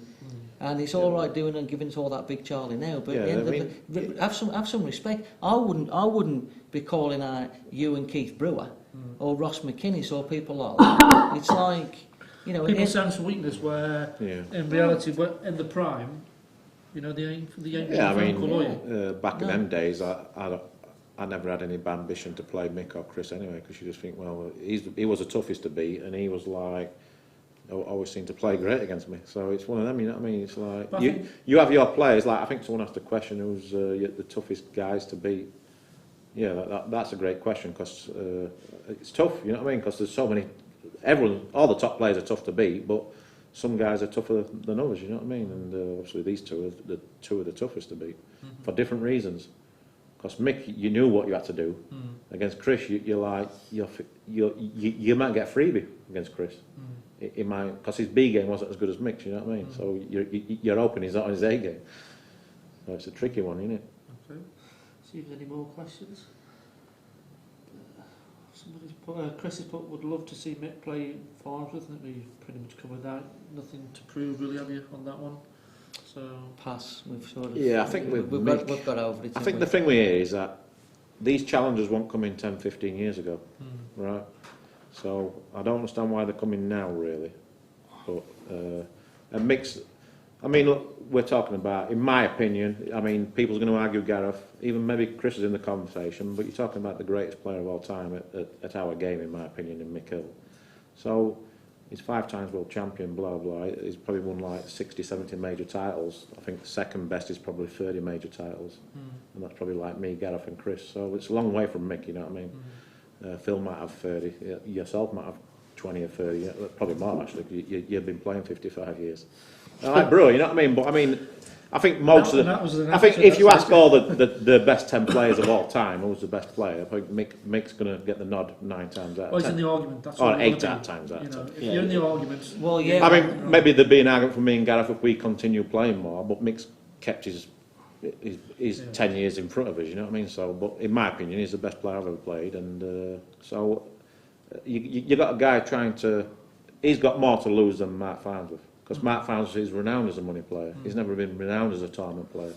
Yeah. And he's having said that, he's done well the last couple of years. Obviously, he's done great the last 2 or 3 years on the tournament circuit. Well, he's number 1 on the IPL. So, and Mick's answered the question before regards playing for money. It's just not his desire. And I know loads of pool players like Ralph Souquet. He's never played a money match in his life. The problem you get, these money matches they all come about because of your friend's opinion. It's got nothing to do with you or Mark or Darren and whoever he plays. It's to do with their mates giving it the big one. I remember Mick playing Brian Alcrow in Newcastle, and Mick played unbelievable. Brian played unbelievable, actually. Probably the best I've ever seen Brian play. And Mick beat him Hill like 2019. But on the way home in the car, Mick says, I really did enjoy that. You know what I mean? Where at that particular time, if he won a big match like in a tournament, he would be buzzing. You know what I mean? He'd be in the car, he'd be like straight to KFC. I think as well. I think like in the defence of some of the lads that do ask you to play now, it's like, okay, it probably wasn't fair saying, well, where was the challenges fit, because maybe some of those lads weren't playing 15 years ago. No, I don't think you mentioned that. I didn't, but I mean, it can be misunderstood. I wasn't singling out. I understood what both of you players. said. You weren't on about the current generation asking that question. You're on about the generation back then. Yeah, it would have been, I don't know, a Jason Twist or somebody like that. Yeah. So and when you're hungry and younger, it'd be probably tempted to take that carrot, but because he's achieved that much in the game and he's comfortable with his life, he's comfortable financially, he doesn't need to take that risk. You know what I mean? He's happy with where he's at with life. So, but when you're younger, you're 20s, You just want to be on the table all the time. You want to play all the time. You want to be in the spotlight. You want to take risks. You want to take a gamble because you're trying to achieve something in life. But for you, you're a totally different animal. You just With like me, a it's challenge. just I need it to get myself Yeah. to be able to play again. You know what I mean? So where Chris is like, he just wings it, doesn't he? He's just got the talent. Okay, 1 hour man, whoever he is. What's the funniest thing that's ever happened when you've played in a comp? Well, Any of you? one of the one of the funniest things I've ever seen was playing down at Great Yarmouth in the team event, and we might have actually been playing your team, and basically we all have a drink beforehand in the team events. Obviously we don't drink when we're playing the big events, and Darren had actually gone out to play his game, and he actually fainted in the middle of the arena. He just collapsed in the Don't think middle it of the was us. arena. That was I unbelievable. remember No, it that. wasn't them. Well, I think we were playing. No, it wasn't. It was like early in like last 32 or something. But We were in the middle of the room. We played stuck in the middle of the room, and I just fainted. just fainted, yeah. And then woke up. I played my next about 15 minutes later. I had to play, and I broke and dished. That was funny. That was. One of the funniest things what we used to do years ago when we played on the tour, I think numerous times, a lot of people may know, obviously Carl Morris is deaf, and we all used to play jokes on him all the time, and he'd be waiting to play, and we'd say, Carl, you're on table 15. Oh, yeah, that was a funny one. Yeah. So he'd walk out on table 15, waiting for his opponent, and obviously he's not even on table 15, he's not even on. Yeah. So then he'd come back and call you every name under the sun, say, no, serious, you're, Well, on, that's you're on silly. table 8, mate. We used to get And he'd him walk locked over again, he used to I've go got a similar mental. one with when Gareth used to play for England. We're at Yarmouth for an England match, and Jimmy Croxon was up and coming lad, and he wanted to play for England and everything. So I guess my phone out. Oh, Robert Uzal's on the phone. We're a man down. We need another player. Jimmy, you're gonna have to play. He goes, oh, can I play? He's gone, yeah. I ain't got a shirt. Oh, Gas says you can borrow one of my shirts. I ain't got a dicky bow. I've got a spare dicky bow. So we've gone down for the team practice. He's there in his white shirt and his dicky bow. Robert Russell's gone, what the bloody hell are you doing here? Oh, you've asked me to play for you. That's funny. You got any funny ones, mate? There's too many to tell, isn't there? It's just like a lot of it's, I don't know, you got to be there at the time, ain't you? And yeah, it was. But again, I was talking with Carl Morris about this before we come in here. I think, Well, that Vegas was funny, wasn't it? yeah, you can't really. It's hard to relive them times again because you're Yeah. so different. I wonder when we look back then, did we love the pool as much as we thought we did, or did we love what we were doing, or the kind of The Vegas one was good because we had about, Yeah. I think it was about 12 of us that went over there. We shared a room. I think there's a story on about when I think Carl wanted to go to LA, didn't he? So there's 4 or 5 people that want to go to LA. So Carl gets a 2-seater convertible Mustang, doesn't he, for 5 people to sit in. So me and Mick are going, I ain't happening. We stop in bed. So they go straight across the desert for 4 or 5 hours, no top on it. I think it was with Phil Harrison, right? It was Phil Harrison, so there was you, Phil Harrison, Andy Barnes. Andy Barnes. Andy Barnes. Yeah, and he spun the car Yeah. just as we're back. He's like done a proper 360 on the highway. So I says, I'm back. So he's dropped me and Andy off, and then he's continued with Phil, but he kept the hood down, and Phil's very fair-skinned. So Phil halfway there, he's begging Carl like to put the hood up because he's like getting burnt. And Carl says, oh, you'll be all right, you'll be all right. And so Phil's like travelled all this way like with a coat over his head. He's travelled with a coat over his head. You said to me, if you don't turn that car around, you upset you, Phil, I'm going to bang you out. He took us back, and then obviously he just put the hood over his head for Phil for like 5 hours, like red hot, obviously, because it's like the sun's beaming down, and Carl's like just going about his business. Nevada desert. And then when Carl got back that day, obviously he was having a bit of a mare, I think. So I think you might have been the captain, and you said to him, "Mark, Carl, I'm afraid you're on the bench." And about 2 hours later, he was on the plane home. No, he's in the B team. That's what I was because there's 2 teams. Oh, he didn't want to okay. play in the B. But I'm we trying to picked- think that time when he got the flight home. Yeah, that's Oh, what that's it another was. story. I don't think we can tell that No, story. I can't tell. One of the But we were in bed, weren't we? Barney's come in the room. It must have been about an hour after. I was in the same room. Yeah, Chip going well, Barney. You don't want to know who's going. But one of the funniest things I remember was we played in Ireland in the Home Internationals when we all played for England, and I think he was the captain. And we're playing team events all day like you used to do. And I think it was Mick and Jason. every time we played a team event, a match, it might go on for an hour and a half. They'd go get a curry. So Mick was carrying another 8 stone on top of what he is now. And he'd have a curry with Jason. So he'd come back, play another match. Then he'd go for another curry with Jason, play another match. Go for another curry with Jason. 4 curries we had that day. Had 4 curries, right? I'm not exaggerating, about 6 hours. He came back and he couldn't fasten his waistcoat. He had to borrow Keith Brewer's waistcoat. It was so funny. Oh, this is a good one with Chris. Young and naive. We're in China. He won the China Open, right? A 9-ball. I remember this. Yeah. So we've gone back to the hotel.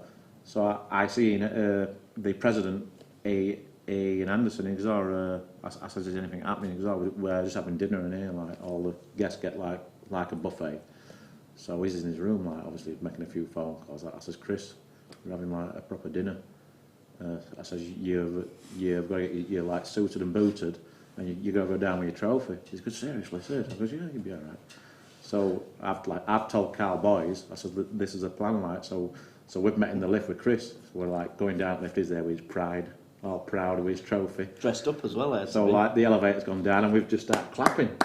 So he's like walking down, everyone's like looking at him stupid. But it wasn't like a proper dinner, it was just like a casual buffet, but he's like thinking it's a proper do where he's got to do a presentation and everything. So we've like stitched him up. So later we made him do a speech. I says, so I said to Ian, I said, Chris wants to do a speech. Do you remember the good one when you took Mick fishing? Oh yeah, that was a beauty. That one, wasn't it? Yeah, I took Mick fishing, and I think it was the first and last time, wasn't it? I think he's like sat there. I don't know what's happened, and then after about 2 hours, he goes, all right, Daz, it's a bit quiet today, isn't it? Shall I reel it in? So I says, yeah, wind it in. So he's like started reeling in, like, and all his lines gone. He's been sitting there for 2 hours, like, with no line in his mouth, just eating his sandwiches. No wonder I didn't catch anything. It's crazy, but that was a funny. You had to be there with Chris in China. We had a lot of good fun times, really, over the years. Obviously. Yeah, we've stitched each other up. Well, that was a good one though in Qatar when he shit in my room, in my toilet, and then he's got I'm playing my match. So when we can stream this one. Well, I've come back after getting beat, so I'm fuming. It's like in Qatar, isn't it? Yeah, it's like red hot. So he's got. I think you went up something to eat, didn't you? I've gone down to the swimming pool. Yeah, he'd gone down to the swimming pool, so I've like changed my flight, but I've gone into my toilet and it just rinks. Like Melly's left a couple of logs in there, but not supposed to change. But it shouldn't be in my room because we're basically in like an apartment room, and this door goes to his room. So I'm thinking, why has it been in my room? And it like rinks. The whole room stinks. So I'm fuming because I've just got beat, changed my flight. So I've got like 2 hours to get to the airport. So I've gone in his room and I'm like looking to see what I can do, and I see his shoes, his playing shoes. So I thought, right. So I've got his shoe. I've gone back to my apartment where the toilet is, obviously with the poop in there. So I've got like a spoon, got the shit out of the toilet and just put it at the bottom of his shoes, and then put some toothpaste in there like just to mix it up and get rid of the smell. So I've took his shoes back in the room. So I've got to the airport. I said, I'm going, lads, I'll see you later. I'm just about to get on the plane. And then I've got this text message. No, the best one was, you sent me a message saying, good luck, mate. And yeah. He's never said that in his whole life to me. So I thought there's something wrong here, he's up to something. So I've got this text message, and I can't really repeat what you said, can I? No, I won't repeat it. There's obviously a lot of effing and blinding, and we're finished, and blah, blah, blah. So I'm just about to walk on the plane, and I'm like in shreds. I'm like crying with laughter, and then he's like going crazy, and he's had to go and play his match, but he didn't have any other shoes, so he had to wear them shoes to go and play his match. No, I was on TV, so I had to go play my match on TV, and there's like loads of people watching. No, but tell them about when you put the shoes on. Yeah, well, tell them the story about when you put the shoes on. Basically, I put the shoes on, not knowing, getting dressed and everything, and I've only got one pair of playing shoes with me, because obviously it's red hot. I've got like flip-flops and trainers. So I put the shoes on, I'm thinking, what the hell's that? And obviously sometimes you get something in your shoe, don't you? So I pulled the shoe off, looked at it, obviously I can't see anything. So then I've gone like that, what the hell's that?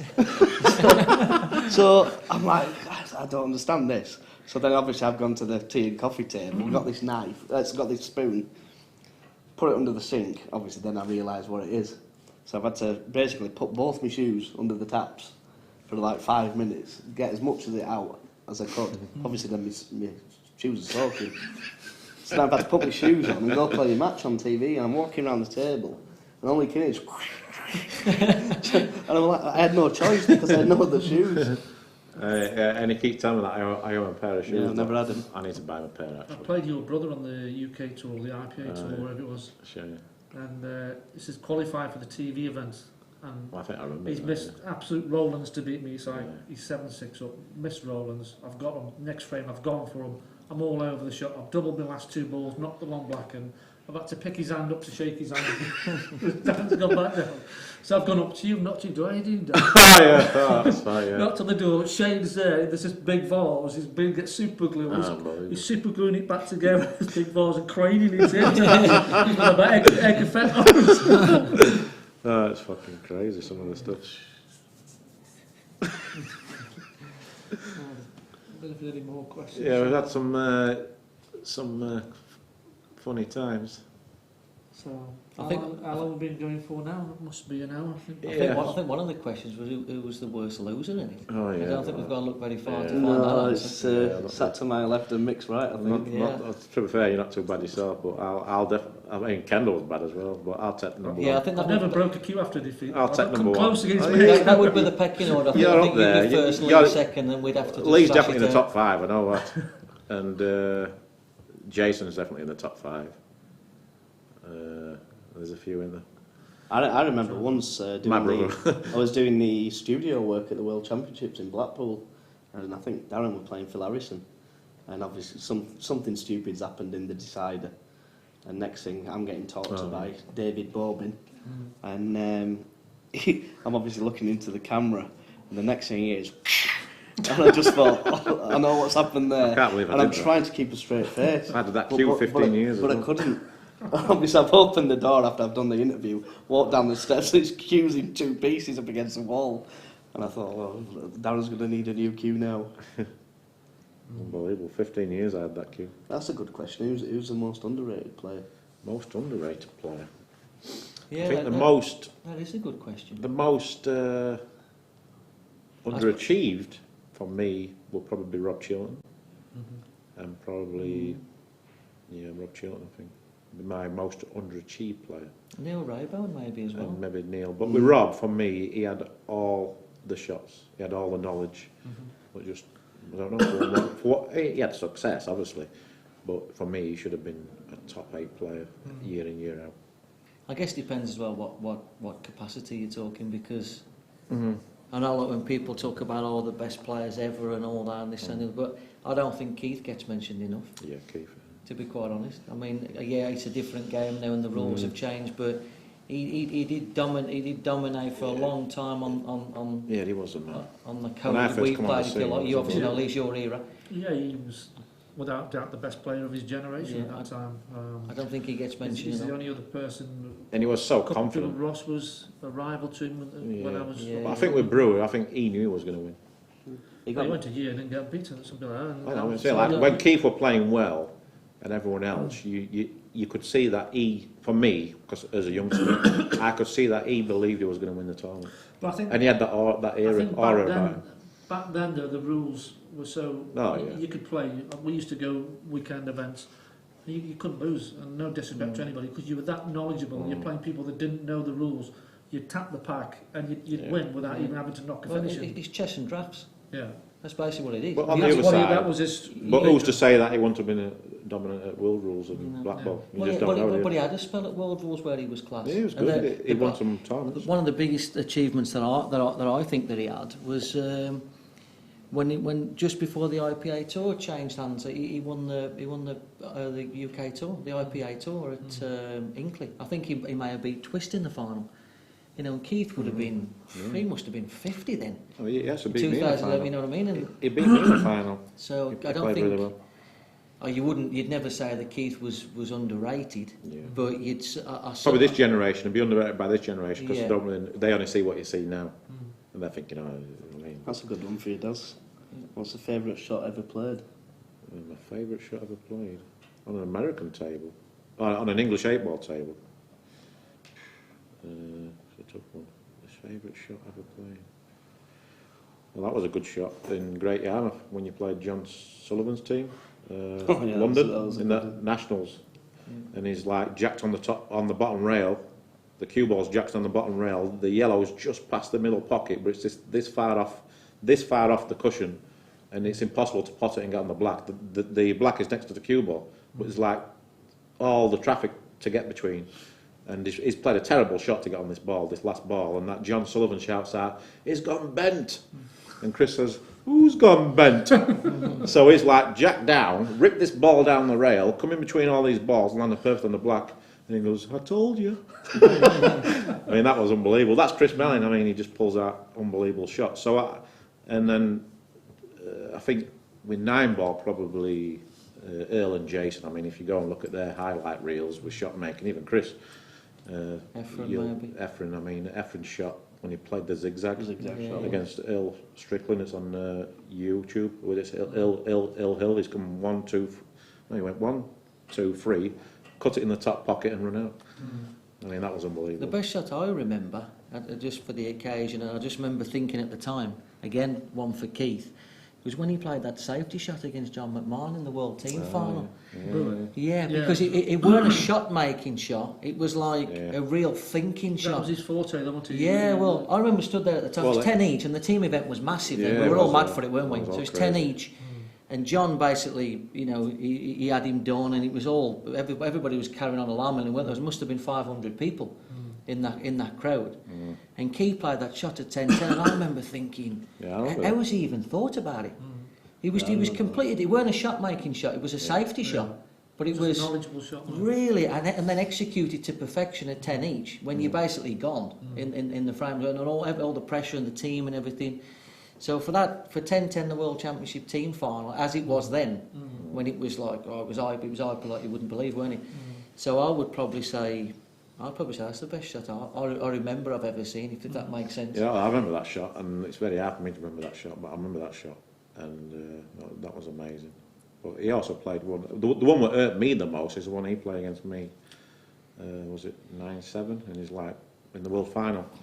He's got the cue ball maybe this far off the top rail, and the ball just past the middle, but it's off the rail where you think it's more missable.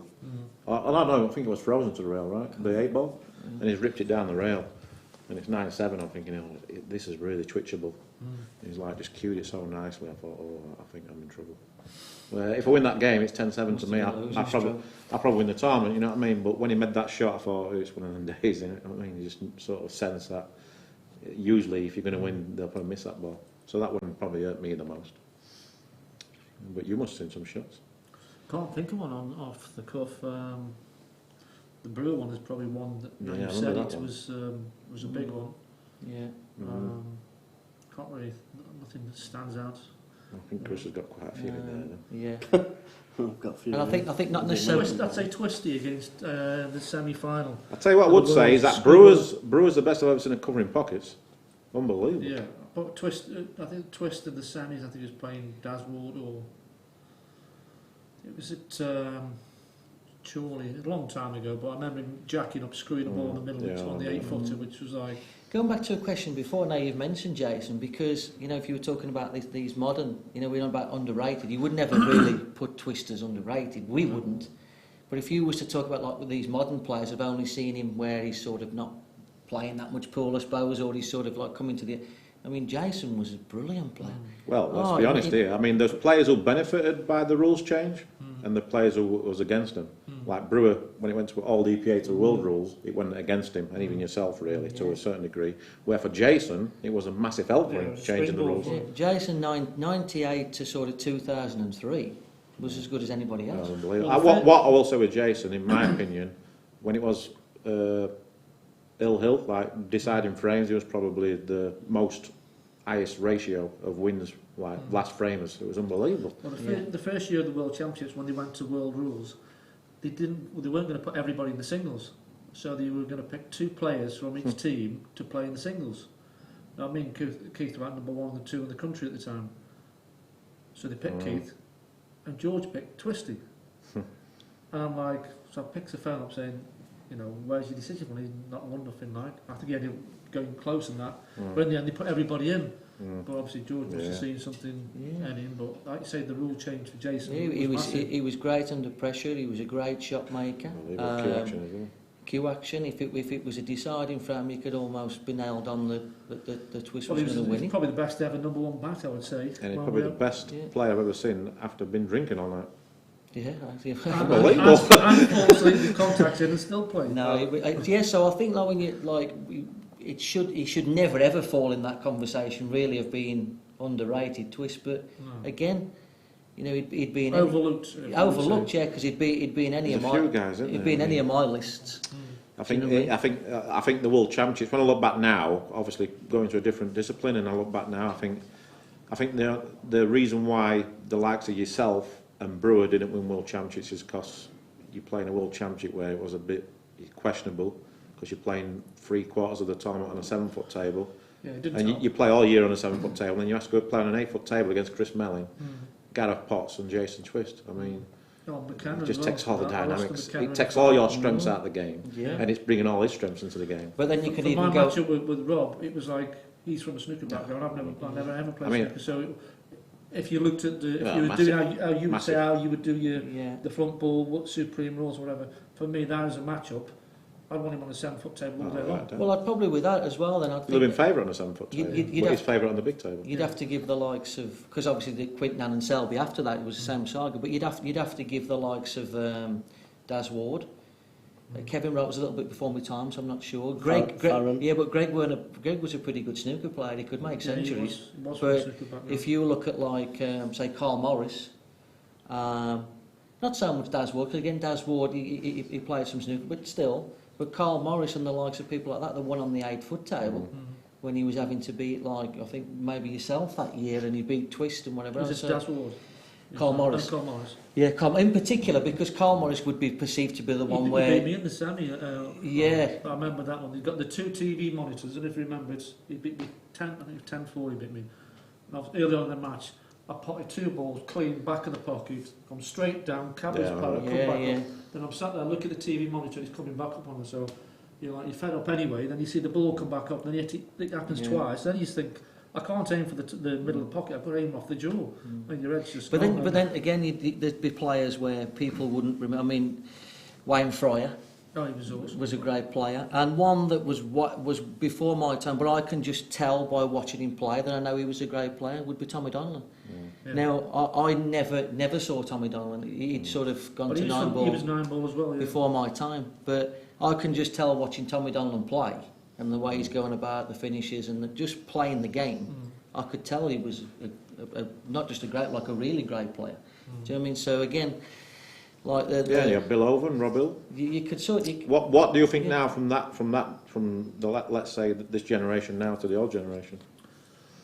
It's hard because you've got the divide, and the divide sort of, this is the only true time you're going to see 2 lots together, because I wanted to know how good Scott was, and he's gone and won 2 events, I know how good Phil is.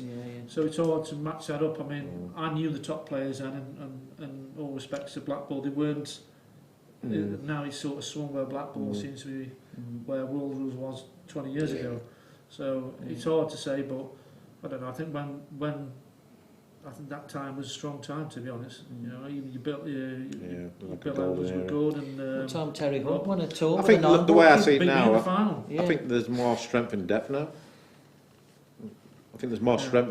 I think your number 33 to 64 now will be a lot better. Maybe because there's more tournaments. That might be like with the darts, where there's, I mean. But the players are. I think the conditions have changed. 2018 has been a year of serious. But the conditions are a lot easier now than it was 10, 15 years ago. You didn't know what table you'd be on Super League. You could be also, anything. the cloths were thicker then, and the balls were more tattier. And lighter. And the pockets were smaller. And the pockets were small because of that. Where now with a thin cloth, super thin cloth, brand new, nice balls, more shiny. And the sliding more, so the game's definitely. I feel like the pocketing of the balls is a lot easier than it was 10, 15 years ago. And on this tour, obviously the rack that you're using. Yeah, the short rack. Again, Well, that's a good thing because it gives everyone the same rack. Is it? Yeah. I don't. Because if a referee's, if you're racking for yourself, then it's your own problem. But if you've got referees setting for you, like last night, for example, I don't want to pull him up, but I mean, it becomes a joke, doesn't it? Really. Yeah.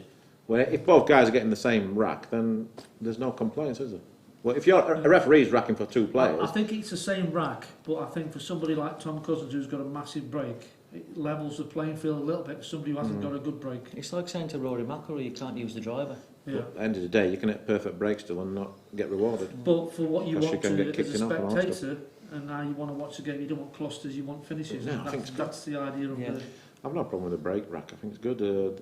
My issues is that how can you not get punished for a perfect break? I mean, that's unfortunately there's no answer to it.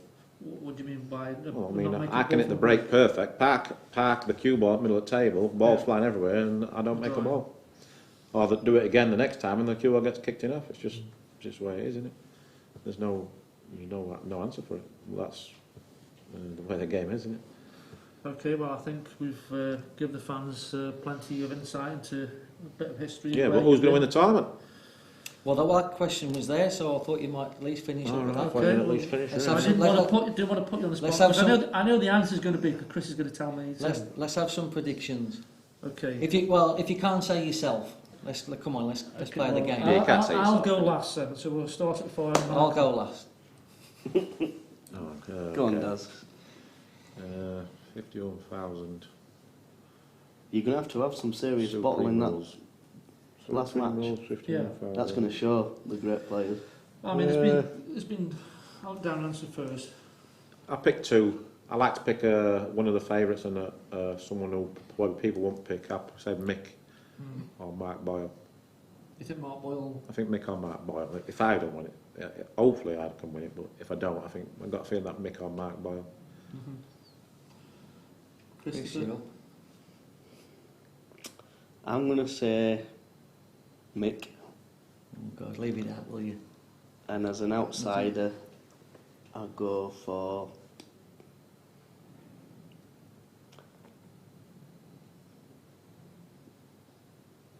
Cowboys.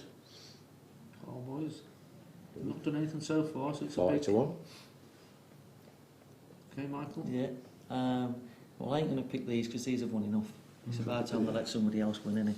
They've had enough. They've got enough money, these two. Yeah, we're just saying you would put a bit more I'm pressure going to on go with, because of the setup and stuff, I'm going to go with Farnsworth, Mm-hmm. or I'm going to go with, So you're saying he's going to beat me in the second round? no, because doubling him. Double limit. Good effort. What do you Daz, say, good Dan? effort. Nearly. You have that covered, didn't you? And there's more of a sort of an outsider, if you like. Not sure. Who's sure. got the bottle to do it? Who's an outsider? I'm not really sure. Somebody like Arthur could. He's dangerous. Can't stand the ball. I just don't know the players well enough. Not sure. So who's your pick, Mark? I think he'll go close. I think he'll go close. I just think with the big money, and I think obviously he's got good bottle, and I think, you know, we're all in that conversation. But if you're taking us out of it, you know, I don't want to say too many of the top players because you're almost half expecting that. But I've just got that sneaky feeling. You know, I wouldn't be surprised to see Ronan go close either, because he's good when the big money's on, and they, you know, they're probably going to be close. But I don't know. You just said the thing, didn't you? I'll have a sneaky feeling for him because I think Yeah, he's blessed, isn't he? Because he is on good. So much going to happen, isn't It's it? not like you to sit on the fence, Mick. So much going to happen. I don't know. Okay, I'll... Yeah, my question with him is whether he's got the stamina to last. He's He's an athlete. What do you think? My pick would be, I think Michael's got a good start to the tournament. I think that'll help him to progress. So I think if I was putting money on anybody, I'd say I thought yourself. we couldn't have us. No, you can't. Oh, you I can. can, because I'm neutral. And then the other one would be Scott. I think he looks in form. He's had a good season. Scott Yeah, he's had a Gillespie great would year, be Yeah, he's tough, definitely. tough to beat this So this just weekend. one for you, Lee, just before we finish up. Go on. Will you be running the series next year? If you'd asked me a month ago, it was 100% or 99% no. I've had a few conversations with sponsors, which is favourable. I enjoy it, don't get me wrong, it's just the constant dealing with people, which some of the stuff you don't really, or you shouldn't have to deal with. I enjoy it. It takes a hell of a lot of my time. I don't know. I'm more doing it than not doing it at the minute, but it has been. I wanted to see how this weekend went. I want to see how people like the rules, because if I do it, I want it with you guys in it. I want it to Supreme Rules. I've got the sponsors in. I think they're interested. Well, they've asked me to do it.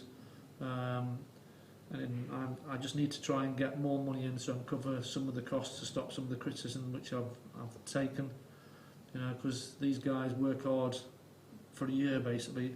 People think that the money that they're getting is for 5 weekends a year. It isn't. They work a hell of a lot of time. They deserve to get paid, and people do not see the amount of work that goes into it. So yeah, I mean, people don't realise how good something is until it's gone, and I could see that situation happening here. If this wasn't to happen next year, in 6 months' time, people would think, "Oh, what have I done?"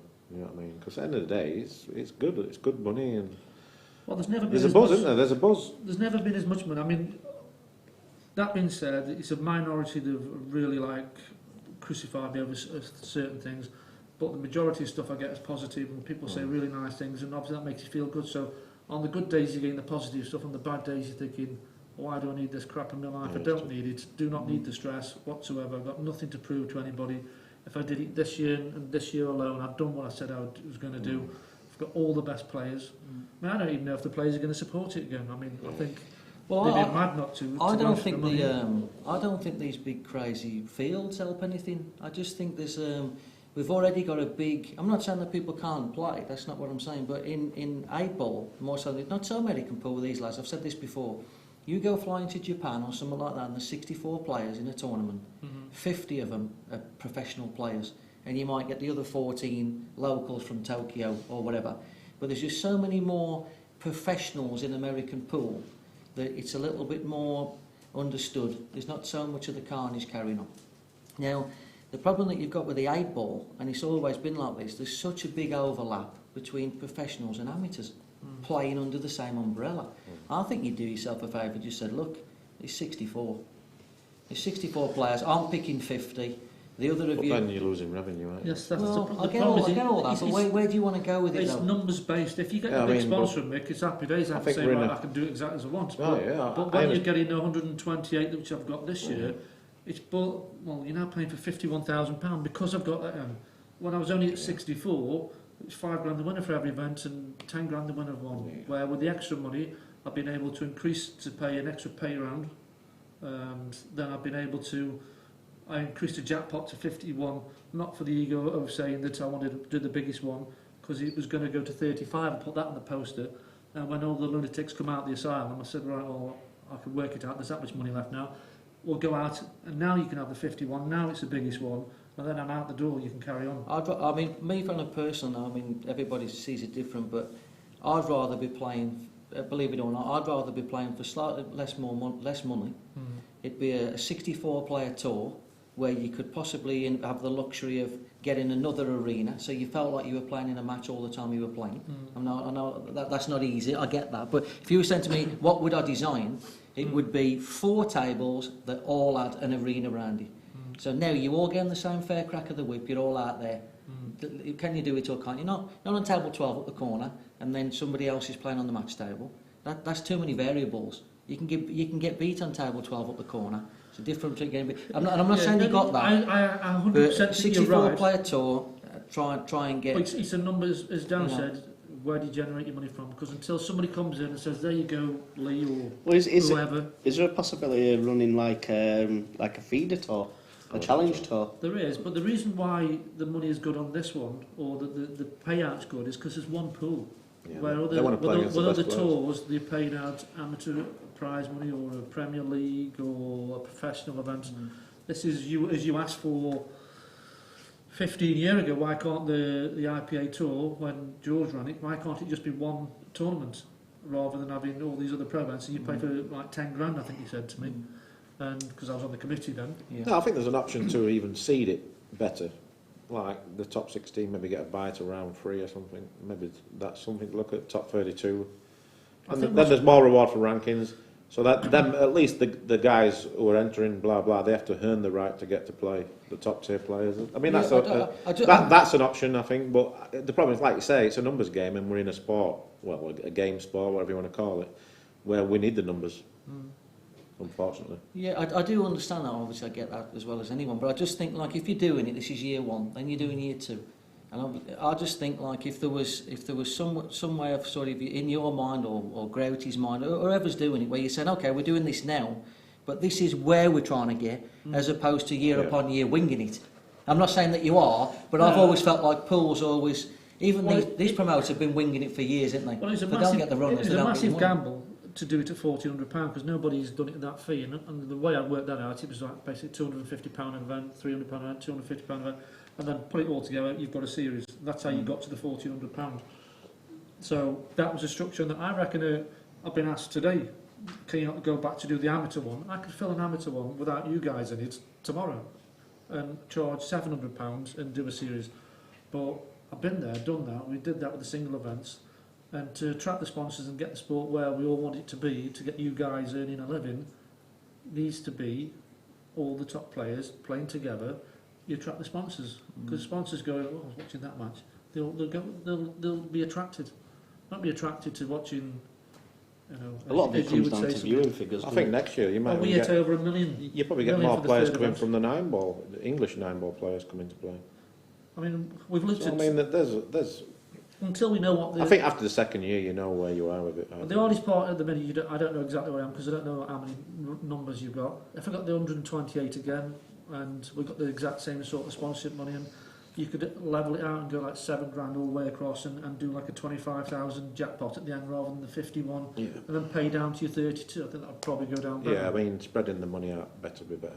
Well, it would be. It was just originally it was only a top 8. It was just basically a larger animal of the one events that did the amateur ones, which was 64 runners, or I think it might have done a 96 one. I got 80 odd runners. And that was the top 8 got paid. But well, the good thing is that you've learned as you've gone along. Haven't you? Yeah. I mean, the first event you did top 8, played down to last 8, which obviously for me was never going to work. Well, you learned. But at least you listened and you make mistakes. You adjusted. We try to learn. We try to listen to the players. All we ask is people to support us. I've always said anybody wants to sit down with my laptop, you can have a look. I ain't got nothing to hide. But I'm not going to run it like a flyer down Great Yarmouth where it's, you know, £10 to go in and you know, you take whatever. Yeah, only cost 20 quid to run it. I was only interested in doing something at a professional level. I think I've set a level now where the other organisers have got to compete with. And I think I've done that, you know. I mean, obviously, we'd all like to be in an arena playing, but it's not where we are, I guess, is it? Yeah, I mean, 8-ball hasn't been anywhere, has it? I think 2018 has been a good year for everybody in whichever association you've been. I know the UK pool tour's folded and gone into a EPA tour now, but I do think that needs to be a market for a certain part of pool. I just think amateur mentalities cause you the chaos, and I think with all these large, I get that you need those people for the extra money, as it's done with putting the grand final on. But I think that's where the chaos is caused, because how can they possibly be on the same page as people that are doing it for a living and doing it? And you've far too. I'm not saying it's easy or don't do it, but I think you've far too many mentalities to please when you go so many numbers, because everybody's in for different reasons. I honestly haven't had any. If you're ranking it from a 1 to 8, from a 1 to a 1 to 8, I can guarantee you from the halfway down to the bottom half, I haven't had any hassle. None whatsoever. For me, they've caused me no hassle, and they've been the people that are like. I think what Mick's on about is something for the future, which will be great 3-4 years down the line. That it can start going that way. But you need the support, you need the sponsors, and they both go hand in hand. You know, I've got the sponsors coming tomorrow. I've got 3 lots of sponsors coming, and hopefully they'll do it again. 2 of them have indicated they will. The 3rd one I haven't spoken to yet. Do you think if you have it again, all the talent will be here again? I'd love to go to hotels would be the answer, but if you look at that arena, how can I replicate that arena in a hotel? Because I've been here all week sorting that out. So the hotel isn't going to give me that arena for a week, so then I have to try and make something which is collapsible, that doesn't look as good. I'm not bothered about it being here. People think, oh, he's only running at his club, I'm not bothered about that. For the Well- easiness of doing it, this is convenient. Well, I'm totally the other way with it in the defence of whether it's your pool club or somebody else. I'm not even convinced of that big fascination of hotels anyway. It's Some just- people. I it's mean, just- I think for the prestige of it, it looks better if you're in a hotel and you can go to your room or whatever. But on the flip side, that you lose a bit of the atmosphere where now you're sort of stuck here. So you either drive 3 miles down the road, go back to your hotel, or you'll sit and watch Chris play here, and you'll probably watch an excess, and you'll have a bet. I think if you've got 16 tables and you've got one in an arena and all the other 15 are scattered around a room, or you've got one arena in an hotel and you've got 15 tables scattered around the room, what difference does it make? Yeah. And the thing with an hotel, you aren't going to get nobody watching. Unless you're Except the building, players. unless you're building arenas around each table where it's a like what Well, I'm I talking think, about. I think that's been because people have been more focused on the fact that I think if it was this and it was in a hotel, I wouldn't have got half as much stick as being in my own club. So whether it needs to go, well, I couldn't do it in other clubs because I ain't going to spend a week of my time booking hotels, which is a cost, to put it in at your club, Mick, because I've got to spend a week in Morley to build an arena, and it's like. The only thing it's I'd enough say work. is that I'd say that if you could do it over one extra day, spread out the prize money a bit better, and use less tables, Use less tables. but use one extra day. Yeah, because Because to me, it gets a bit too crowded in there for me, personally. well, I think that in general though, I think It'd be nice to give some space for spectators also, Yeah. so that they can't bother the I players. mean, that's a problem for this because it's such a major event. There's people travelling from all over the place to come. I don't know how so that we're one gonna, extra day, what's I an don't know extra how we're 50 going to quid? cope. I've never seen the fascination. I saw it at Bridlington last week. Obviously, we saw it down. I've never seen why people are so fascinated by. Wow, look at that arena. There's loads of pool tables in it. It takes away the intensity of matches. No, I'll tell you that. want to be the focus. The eyes are there, aren't they? The eyes are on the table. When you've got 50 tables, and am I missing something? What's so great It's about unbelievable. Like, the biggest thing I've noticed coming from English 8-ball to American pool and coming back is how much it's rushed. Everyone just wants to play all day and night and get them out of there as quick as possible. I'm thinking, but for someone like me, I'm thinking it's so hard to play 5-6 matches one day. I and then agree come, because if you double elimination, it's like you said. you don't have time standard to for eat, cricket. everything else. It's like, But that's It's again, tough, no, isn't it? that's because there's a lot of people that are hobby players and they But get if, to work. if you're in the winner's side, though, it's not so bad. yeah, In but the if you're winner's playing on side- this tournament, Mick, 128 players, you can get that extra one day for an extra 50 quid. Well, I'm if not- people want to do that, they're here anyway. They're here Plus, practicing for flyers. it makes so, it so much. Anyhow, it gets more matches than the stream table. It's a benefit for everyone. You know? I mean, the other And the option I've sponsors got, get more the other money option out I've got next year is I can take one abroad. I've got It's a 3-day tournament, right? here. Yeah, or- it should be 4 days. I can. Well, I'm running a tournament abroad next year. And it's whether it's part of the series or not. So now I'm thinking to myself, well, if I do the series, do I incorporate in and just take one out of the club? So say it'd be the September event. So September events, would everybody want the expense of going abroad to play in the series, or do I just say, well, it's a one-off event and there you go, you choose to come, you don't choose to come? It's like. So I've got 64 people their side already guaranteed, plus whatever Yeah, we've got. It's a good idea. That's good. I mean, like we play. If the money's there, people are going to travel out. It's But like it doesn't all matter where it these is. 9 a.m. starts and playing till 9 till 10 o'clock at night. You say that though, Chris, but I'm not so sure that it's where everybody is. I mean, I get messages regular about, oh, what do you think of the IPA tour? And I think, well, yeah, fair play. It looks like it's going in the right direction, and they've got the Premier League and the free sports and all that. But one thing that had turned me off straight away, if I'm being honest with you, is playing in that World Series. I ain't flying around to Morocco and South Africa and whatever else, and that's not where we are. For players like us that have been doing it for so long, there's no. We'd be going, can't wait for that. Yeah, but are So they I getting think paid to do about that? well, Yeah, but it's like what I he said. don't know what money is in them events. Yeah, it depends on the I don't prize think money it's and whether a they great get paid. deal of money, where this would be good money. So I'm not saying it wouldn't be, but I think the idea. I'm of not it, saying that as a watch. Yeah, but you can't really knock it unless you know what the prize money is or whether they're getting paid. You know what I mean? Yeah, It doesn't matter what level you are, really. that's true. I think to incorporate it in the series, I'm not so sure about it because you've got so many players that you're asking to get flights, hotels, everything else, this manner and the other, and that may hinder the series if they think, well, that's part and part of it. and they've got no I intention think of going to that league. I think well, you could sell the players, but the problem you'd have is backers would then see it as a bigger expense to back somebody because it's not your £1,400 you've got to pay flights, you've got to pay, and that's the things I've thought about. Yeah. So, We can speak about it another time, I guess. Can't we? Otherwise, we'll be. We've hit some balls, haven't we? Better a few balls. All right, Cheers, I've guys. enjoyed the chat with the guys. I appreciate you coming in, having a little insight. Yeah, into Chris the and pool. Mixers are going to stay right till the end, win or lose, and they're going to. I've just got And you told me that as well. Yeah, all three of us are going to do us a bit.